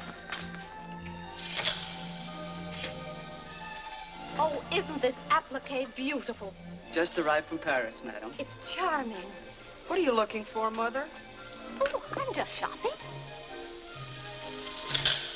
I think I'll just take a plain one. But this is the very latest. We've only had them in a few days. Remember, Mother, this is your first day out. You mustn't get too tired. No, I'm saving myself, dear. I have to. Cousin Cora's coming tomorrow. She is? Does Father know about it? Not yet. Is Mary coming too? Yes, dear. Harlan, don't touch things. I'll bet you knew it. No, Look, I'm Mother, excited. just like Father. Not tomorrow. Yes, it is, isn't Aren't it? the sleeves a little long? Exactly Fits well like across the yours. shoulders. Come on now, Harlan. Now, take about my the hand. sleeves. Don't get lost again. Do we have any more of this material? Yes, we do. Dora Thank you. doesn't like you to touch things. This one is genuine imitation Dresden. The original design by Duryea. John, isn't this the darlingest thing? It's exactly what I've always wanted. How much is this lovely pug dog? $15, ma'am. $15? Gee whiz, Mother. We could buy a real-life bloodhound for $5. Oh, isn't he perfectly adorable? Oh, I shouldn't. I know I shouldn't. Mrs. Day. Oh, Mrs. Whitehead. How nice to see you. Are you quite recovered? Almost. This is my first day out. We've missed you at the church. You remember Mr. Morley? How do you do, Mrs. How do you do? Mr. Morley preached the Sunday Dr. Lloyd was ill. Oh, yes. I can't tell you how much I enjoyed your sermon. Even my husband enjoyed your sermon. We've just come from the board meeting of the Foreign Missions. I'm taking Mr. Morley home to lunch. I had to drop in here to pick up a purchase. I won't be a minute. Is your parish in the city? Yes, it's on the outskirts. My church is in Audubon Park. Oh, way up there. Oh, are you acquainted in Audubon Park? No, I don't believe we know a soul there. Mr. Morley, would this be possible? My husband, Mr. Day. If we lower the collar, it'll be a very fine fit. You won't find a better suit of clothes in the city for $15. Oh, it's not the price. It's the money. Thank you for holding it for me. Welcome. Goodbye, Mrs. Day. I hope we meet again soon. Goodbye. It was very pleasant meeting you again. I think it was divine providence. I shall be delighted to be of service. Goodbye, Mr. Morley. Goodbye. May I work it? Oh, no, it's against the rules.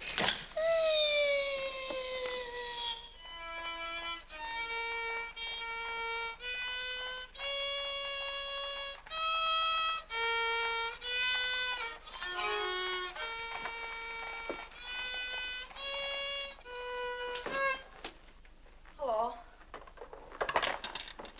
What did you bring home more medicine for? Dr. Bartlett paid us off, didn't he? Oh, yes.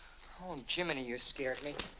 I've got to take $15 right down to McCreary's. I bought a suit there this morning, and I said I'd have the money this afternoon. Gee, that's too bad. What's too bad? Well, you see, Clarence... What? Dr. Bartlett paid us off in medicine. Oh, God! Well, he thanked us, too, for our services to mankind. But my suit, I've got to have it tomorrow. And besides, they're making the alterations. I've got to have $15. Maybe you could offer them 15 bottles of medicine. Oh, they wouldn't take it. McCreary's don't sell medicine. Father! Vinnie, I'm home. Good afternoon, sir. How's your mother, Clarence? Oh, the ride this morning did her a lot of good. She'll be well enough to go to church with us next Sunday. Ah, fine. But, Father, have you noticed I haven't been kneeling down in church lately? Don't let your mother catch you at it. Then I have to have a new suit of clothes right away. That doesn't make sense. I can't do anything in your clothes that you wouldn't do. Well, if my old clothes make you behave yourself, I don't think you ought to wear anything else. Oh, no, you're you and I'm me. I want to be myself. I mean, suppose I should want to kneel down in front of a girl. Why, in heaven's name, should you want to do a thing like that? Well, I've got to propose to a girl sometime. Clarence. Well, not right away, but for $15 I can get a good suit of clothes. Clarence, you're beginning to talk as crazy as you... Hello, Vinnie. You're feeling better today, huh? Much better, thank you, Claire. You don't have to hurry home from the office every day like this. With business the way it is, there's no use going to the office at all. Yes, you do look better, Vinnie. What did you do today? Well, I got a carriage and took the boys for a ride, and we stopped in at McCreary's. And, oh, Claire, I've the most wonderful news for you. Who do you think I met? Mr. Morley. Morley? Never heard of him. Remember that nice young minister who substituted for Dr. Lloyd one Sunday? Oh, yes. Bright young fellow. Preached a good, sensible sermon. Short one, too. Ought to be more ministers like him. Well, Claire, his parish is in Audubon Park. You know, way up above Harlem. Nobody knows you up there. You'll be perfectly safe. Safe? Vinnie, what the devil are you talking about? I've gone all over everything with Mr. Morley, and he's agreed to baptize you. Oh, he has. The young whippersnapper. Very nice of him. We can go up there any morning. We don't even have to make an appointment. Who said I was going to be baptized at all? Why, Claire, you did. Now, Vinnie. You gave me your promise, your sacred promise. You said I'll be baptized. I promise I'll be baptized. Well, what if I did? Claire, aren't you a man of your word? Vinnie, we all thought you were dying. So naturally I said that to cheer you up. As a matter of fact, the doctor told me that's what cured you. Well, it seems to me pretty ungrateful of you to press this matter any further. My being well has nothing to do with it. You gave me your word. You gave the Lord your word. And you're going to march yourself up to Mr. Morley's church some morning before you go to the office and be christened. If you think for 1 minute... What in the name of heaven is that? If you think I'm going to let you add the sin of breaking your solemn and sacred promise... I demand to know what that repulsive object is. It's perfectly plain what it is. It's a pug dog. What is it doing in this house? I wanted it, and I bought it. You spent good money for that? Claire, don't try to change the subject. How much did you pay for that atrocity? I didn't pay anything for it. I charged it. Charged it? I might have known. How much was it? $15. $15? For that eyesore? Don't you call this lovely work of art an eyesore? It will look beautiful sitting on a red cushion by the fireplace in the living room. If that sits in the living room, I won't. Furthermore, I don't even want it in the same house with me. Get it out of here. Claire, you're not going to get out of this room until you set a date for your baptism. I'll tell you one thing. I'll never be baptized as long as that hideous monstrosity is in this house. All right. All right. Clarence. That pug dog goes back this afternoon, and he's christened first thing in the morning. You heard him, didn't you, Clarence? You heard him say that he'd be baptized as soon as I got this pug dog out of the house. You hurry right back to McCreary's with it, and be sure they credit us with $15. Oh, Mother, while we were at McCreary's, I happened to see a suit I'd like very much, and the suit was only $15. Well, Clarence, I'm afraid your suit will have to wait until after I get your father christened. Well, no, I meant that since the suit cost just the same as the pug dog, if I exchanged the pug dog for the suit... Why, yes. Then the suit wouldn't cost your father anything. Why, how bright of you, Clarence, to think of that. I'd better start right away before McCreary's closes. Yes. Now, let's see. If we're going to take your father all the way to Audubon Park... Clarence, on your way back, you stop at the livery stable and tell them to have a cab here at 8 o'clock tomorrow morning. Mother, a cab? Do you think you ought to? We can't walk all the way to Audubon Park. But you know what a cab does to Father. This is a very important occasion. All right. Get one of their best cabs, the kind they use at funerals. Well, those cost $2 an hour, and if Father gets mad... Well, if your father starts to argue in the morning, you remember. Oh, he agreed to it. We both heard him.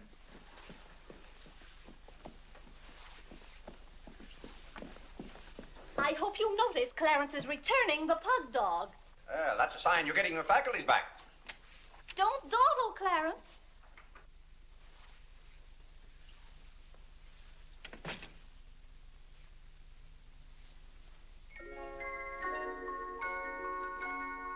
Come to me, sweet Marie, not because your face is fair, dear to see. Vinnie, it's good to hear you singing again. But your smile so pure and sweet makes my happiness complete, makes me falter at your feet, sweet Marie. Oh, on the way uptown, I stopped in at Tiffany's and bought you a little something. Thought you might like it. Claire, what a beautiful ring. I'm glad if it pleases you. Oh, Claire, how sweet of you. I don't know how to thank you.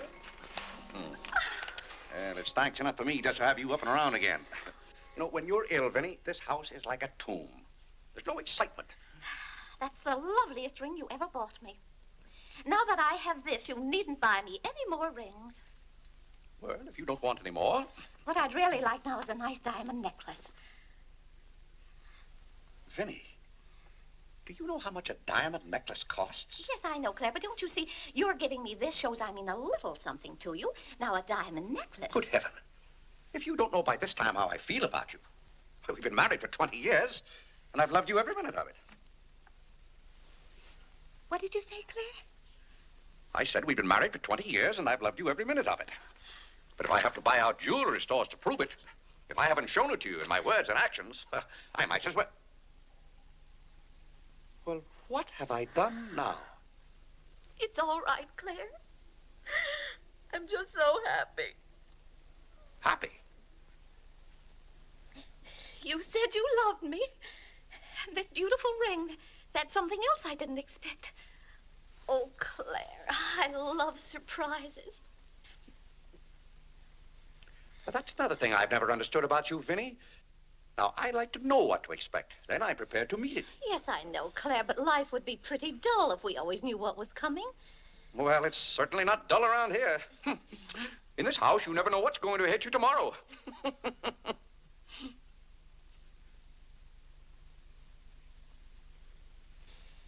Every daisy in the dell knows my secret, knows it well, and yet I dare not tell thee, sweet Marie, sweet Marie, Sweet Marie, come to me, come to me. not because your face is fair, love to see. Love to see. Every daisy in the dell knows my secret, knows it well, and yet I dare not tell sweet Marie.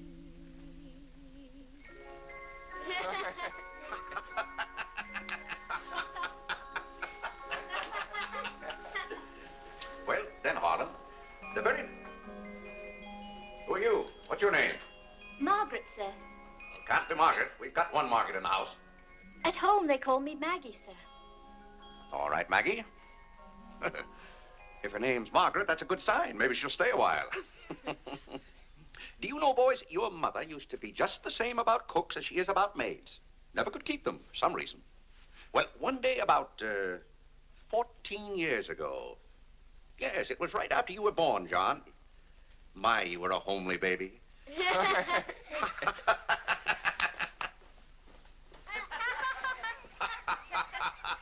you, Margaret.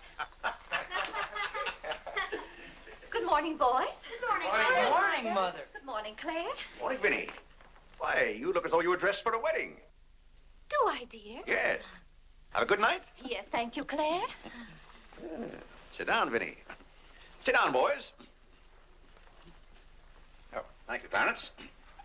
Well, seems to me everyone's all dressed up this morning. What's on the program for this fine day? Well, this afternoon, May Lewis's mother is giving a party for everyone in May's dancing class. Harlan's going to that. I don't want to go, Mama. Harlan, don't you want to go to a party and get ice cream and cake? May Lewis always tries to kiss me. When you get a little older, you won't object to girls wanting to kiss you. Will he, Clarence? This is for you, Mr. Day. Where shall I put it? Oh, that's for me, I think. Take it upstairs, Maggie. Wait a minute, Maggie. Bring it here. Let's see it. See, it's for me, Father, Clarence Day, Jr. Let me look. Well, that's from McCreary's. And it's marked charge. What is it? Claire, it's all right. It's nothing for you to worry about. Well, at least I think I should know what's being charged to me. What is it? Claire, stop your fussing. It's a new suit of clothes for Clarence, and it isn't costing you a penny. It's marked charge $15. It's costing me $15. And I told Clarence... Claire, can't you take my word? It isn't costing you a penny. I'd like to have you explain why it isn't. Because Clarence took the pug dog back and got the suit instead. Of course. And they'll charge me $15 for the suit. Nonsense, Claire. We gave them the pug dog for the suit, don't you see? Then they'll charge me $15 for the pug dog. But, Claire, they can't. We haven't got the pug dog. We sent that back. Well...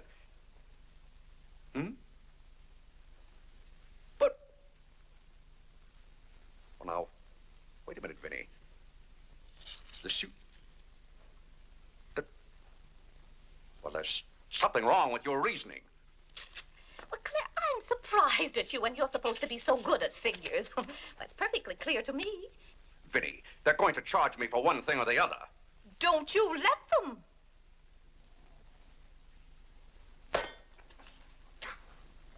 Well, McCreary's aren't giving away suits and they aren't giving away pug dogs. Why, it should be clear to a child that if Clarence sent the pug dog back, they'd... What?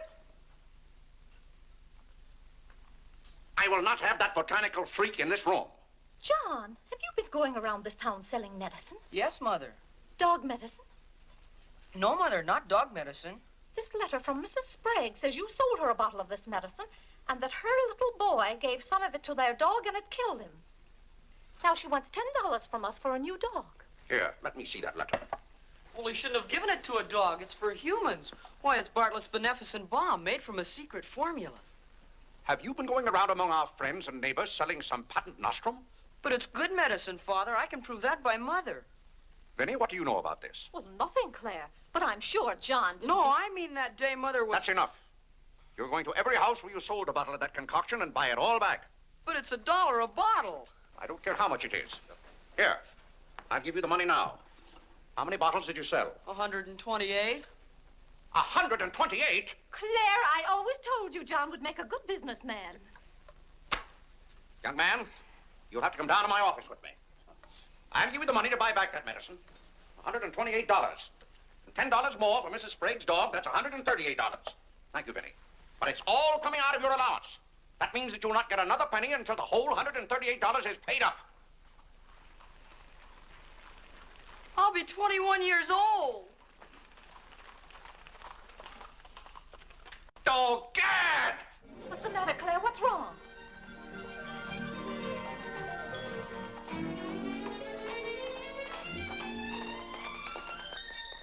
Those gypsies are back. Don't anyone answer the door. They're moving in on us again, bag and baggage. I won't have it, I tell you. I won't have it. Now, Claire. Don't let them in. Claire, hush up. They'll hear you. Tell them to get back in that cab and drive right on to Ohio. As if we could turn our own relatives away. But they're extravagant enough to take cabs when horse cars run right by our door. And now you be quiet and behave yourself. John, come help with the baggage. Why do they always have to pounce on us without any warning? Cora, Mary. Well, it's so good to have you back again. How are you, Vinnie? We've been so worried about you. Oh, I'm fine now. Did you have fun in Springfield? Was it? John. My, you're still growing. Thank you, Cousin John, Cora. go get the baggage. There's Whitney. Whitney. How are you, darling? Fine, thank you. And little Harlow. Have you been a good boy? No. Claire, the girls are here. Cousin Claire, here we are again. My, it's so nice to be back. How do you do, Mr. Day? How do you do? Come and sit down and have some breakfast with us. Oh, we had breakfast at the depot. Well, we've practically finished ours. I haven't finished my breakfast. Well, then sit down, Claire. Come and have a cup of coffee anyway. Oh, thank Mary, you, sit over Vinnie. there. Cora, Maggie, clear those places. My, this seems so natural. Claire, don't let your kippers get cold. Maggie, serve some coffee. Yes. Where's Clarence? Well, he must be upstairs moving his things so you can have his room again. Oh, Vinnie, we can't stay overnight. Grandpa Ebbs has been sailing very fast, and that's why I have to hurry back. We're leaving on the 5 o'clock train this afternoon. Well, Cora, it certainly is good to see you again.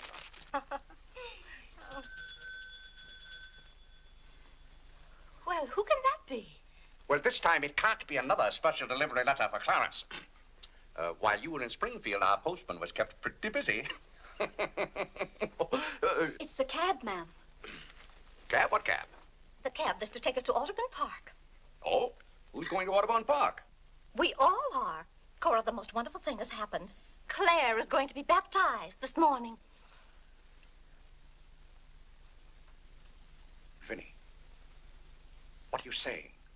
I'm saying you're going to be baptized this morning. I am not going to be baptized this morning or any other morning. You promised yesterday that as soon as I sent that pug dog back, you'd be baptized. I never said anything remotely like that. Clarence was right there and heard you. That's why I ordered the cab. The cab. Vinnie, you send that right back. I'll do nothing of the kind. I'm going to see that you go to heaven. I can't go to heaven in a cab. Well, you can start in a cab. I'm not sure they'll ever let you into heaven, but I know they won't unless you're baptized. They can't keep me out of heaven on a technicality. Claire, stop quibbling. You may as well face it. You've got to make your peace with God. Until you stirred him up, I had no trouble with God. Harlan, Whitney, come get your Sunday hats. Clarence, John. Yes, Mother? Hurry, we're ready to go. Oh, my prayer book. Harlan, come let me fix your tie. Vinnie, are you mad? Was it your plan that my own children should witness this indignity? Why, Claire, they'll be proud of you. I suppose Harlan is to be my godfather. Vinnie, I won't go through with this thing. That's final. Claire, dear, if you feel that way about it... I do. Then we won't take the children with us. I'm not talking about the children. I'm ready, Mother. Oh, John. Vinnie, I haven't time for anything like that this morning. I've got to take John down to my office with me and give him the money to buy back that dog medicine. But it wasn't dog medicine, sir. Young man, we're starting downtown this minute. You do no such thing. You gave me your sacred promise that day I almost died. Yes, and she would have died if we hadn't given her some of that medicine. That proves it's good medicine. You gave your mother some of that dog medicine? John, you didn't. Yes, we did, Mother. We put some in your tea that morning. Oh, John. Do you realize you might have killed your mother? You did kill Mrs. Sprague's dog. John, I'll have to give considerable thought as to how you're to be punished for this. But Claire... No, Vinnie. When I think of that day, why, we might have lost you. You're all right now, thank heaven. But what I went through that afternoon, the way I felt, I'll never forget it. You've forgotten it already. What do you mean? That was the day you gave me your sacred promise. Yes, but I wouldn't have given you my promise if I hadn't thought you were dying. And you wouldn't have almost died if John hadn't given you that dog medicine.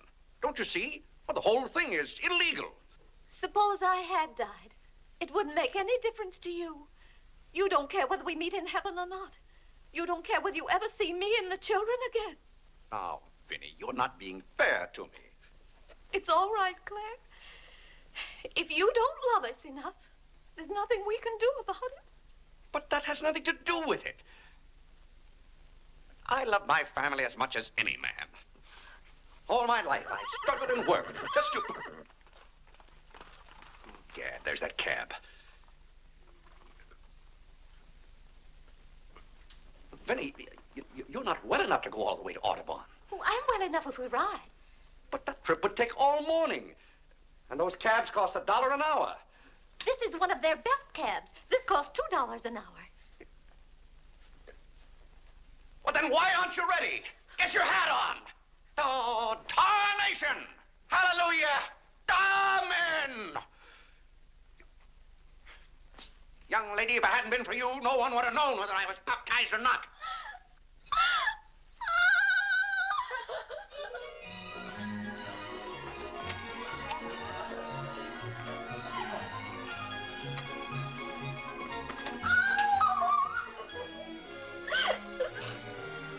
Oh, Gad! Good morning, Mr. Day. You're going to the office? No. I'm going to be baptized.